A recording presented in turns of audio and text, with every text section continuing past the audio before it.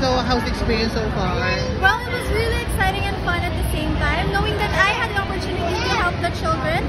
Yesterday we did a charity event with the World Vision, and right now we are with the Child Hope Philippines, which is such a great opportunity for me to show what I can do as a beauty queen. Can you convince, of course, our followers, our viewers to visit the Fiesta Carnival here in Araneta?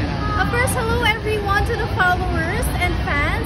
I encourage you all to visit Fiesta Carnival. As you can see, there are a lot of rides and fun activities that we can do right here, especially with the children. We can help them spend time with the family and with the kids as well. How old are you, Be? I'm 23 years old. And were you in Cavite?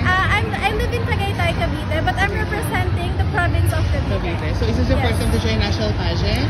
Yes, this is my first time to join a national pageant, and I'm very fortunate enough to be a part of the Diamond Batch of the 60th anniversary of the Binibining Pilipinas 2024. Wow, laban na laban!